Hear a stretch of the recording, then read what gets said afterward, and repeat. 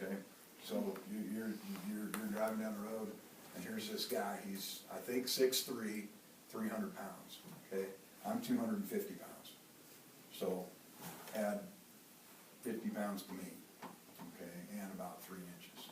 So, and this guy ultimately, at some point, comes at the officer and begins to fight for the gun. Okay? So, there, you're in it. 1 minute you're driving down the road, doing nothing, next minute, you're in a fight for your life. Not much chance to tell him to stop. I mean, he can tell him, stop, stop, stop, but these are the kinds of things you have to prepare for. What ultimately happened was the police officer shot him, because once the police officer got a hold of his gun, he was armed, the other subject was unarmed, okay? And there's been a lot of tension in Ferguson, Missouri, which is real close to St. Louis. And what I'm telling you is that these situations come at you so rapidly. It's not like you watch on TV and there's dramatic music playing and you know something bad's going to happen because they switch from this scene to that scene. Okay, that's not real. Not real at all. Real life is this officer who's driving down the road doing nothing, you know, patrolling like you do. You look for open doors, you look for people doing that may be in the wrong area, or, you know, you've got a list this long of stolen cars. You know, you're just patrolling, you're looking for things, and anything that is abnormal. And then the next thing you know, he's in a fight from some guy who wants to take his gun. We do automatically assume that if someone wants our gun, that they're going to shoot us. 93%, I believe, of all officers who get their own gun stolen are shot with their own weapon and killed. And that just happens like that. There are a variety of use of force options which you would be trained in. You know, from everything from officer presence is just an officer showing up has the ability to change behavior. All right. Verbal communication skills. When you combine officer presence with communication skills, you have ultimately taken care with effective communication skills. You have ultimately ended a very high percentage, probably in the upper 90 percentile of all possible problems. But then you come to, let's give you an example. I'm 5'11", 250, and you're what, 5'6", 110? Okay. If I'm coming at you, whether I'm armed or not, am I a threat to your life? With the right attitude, I am. If I'm coming at you with a fist and I'm a threat to your life. Okay. Now, the tools that I have on my belt are all designed for different levels of threat. The problem is you don't know my level of threat. Even though I'm coming at you, is my intent to kill you? You don't know that. My intent could be, if I say I'm going to kill you, is my intent to kill you? Well, you still don't know, really. But you can justify it. You can say he said he was going to kill me. I had no other choice than to shoot him. But I also have a taser, which incapacitates someone for 5 seconds. And normally it will incapacitate. It incapacitated me, I'll promise you that. What's that? Well, each time you pull the trigger is 5 seconds. So, but it takes the fight out of you. It took it out of me, trust me. So, you know, these are things, and it's, what I can't explain to you is how rapidly those things change. Is from one moment, I'm a guy sitting here, and the next moment I'm coming at you, saying I'm gonna kill you. And your presence, your communication skills, your defensive skills, your ability to protect yourself have to kick in. And you have to take care of that. You know, and you have to call for help. Help. So, you know, a lot of things to think about, and I'm not trying to scare you at all. Yeah. If you wanna be an officer, I'm all for it. But I want you to see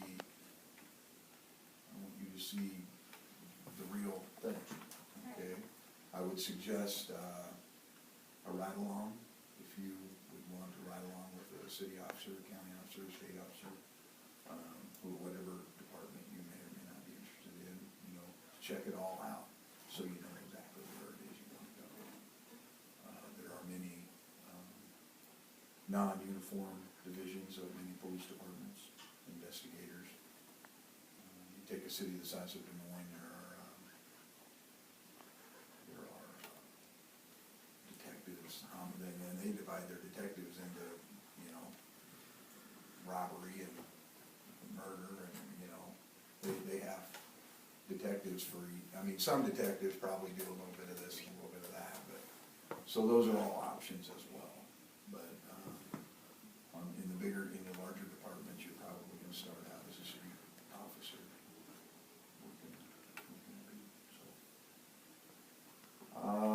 Let's talk about discretion, officer discretion, do you know what that means?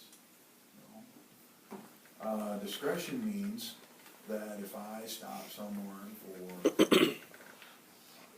violation, or if I see someone doing something, if I see them checking, say I'm driving by here at night, which I do, I drive by here and I shine my lights on the thing to see if there's anybody walking around, to see if there's anybody standing at a door or trying to get into a window, or, you know, when I go by the school, most nights I hit my lights, and if I have a few minutes, I'll drive around the building. So, and I do that to downtown, and I'll do that in other places, you know, I'll do it to the DOT, I'll go to Williams and do it.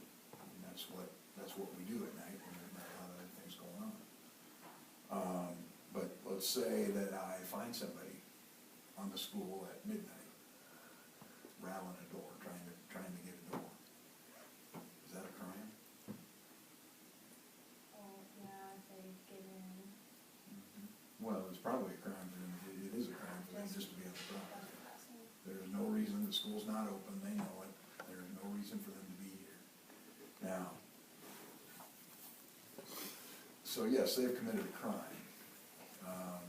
Crimes are divided into several categories.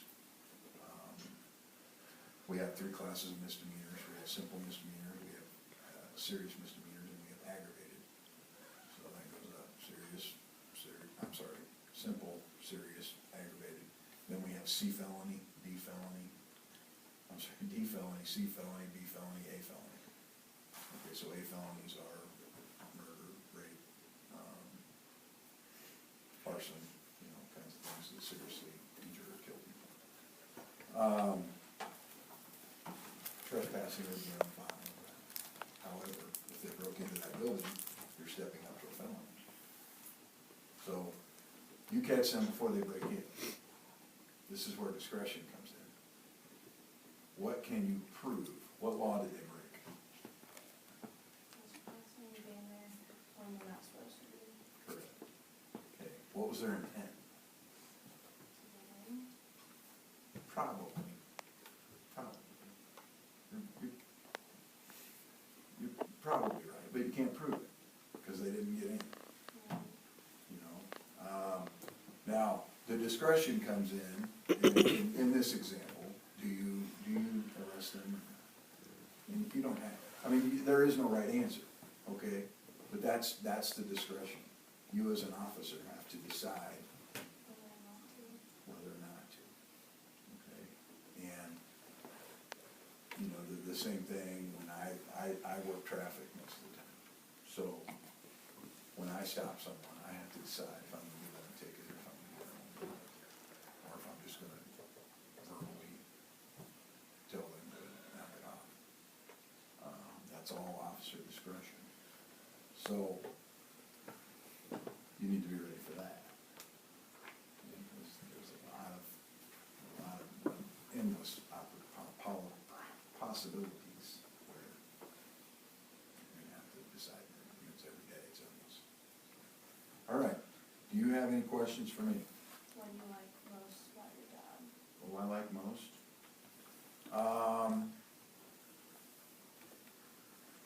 I like the visibility, I like being seen, I like, and not for the reasons you might think, I like having a car stopped on the interstate, so when a car goes by there, I want the cars that go by, I work the interstate almost all the time.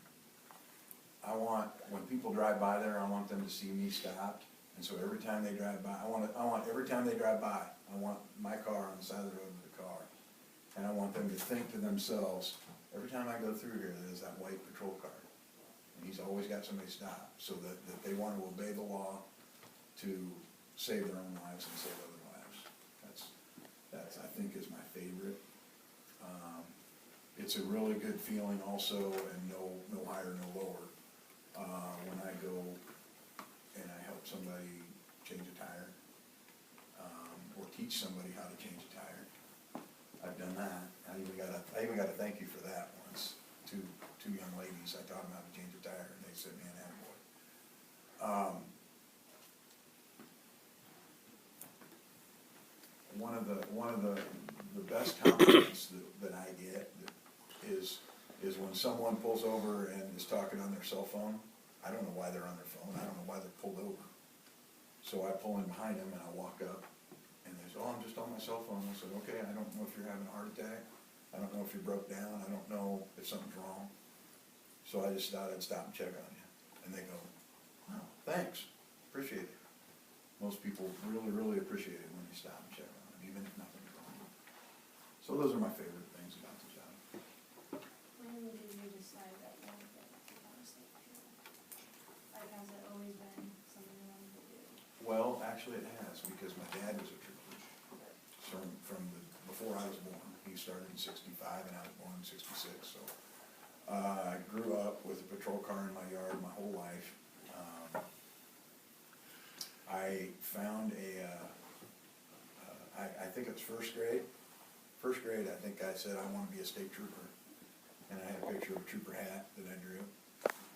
But then when I went to high school and college, I wanted to be an accountant, and I actually went to college to be a teacher. I'm actually a teacher. I graduated to be a teacher. And it's not easy to break into that field, and so I kept my old college job that I worked part-time at, and I applied to the state patrol. Became a state trooper.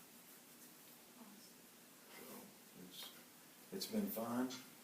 There's times where I'm bored to death, and there's times where I'm scared to death, and that is the honest truth. And that, like I said earlier, I could leave here and everything's fine, and I'll be scared to death in minutes. So, it's usually not up to us. It's up to other people. All right. I think you have all the right attitude and the ability, and it's just a decision you need to make. And I would recommend, seriously, honestly,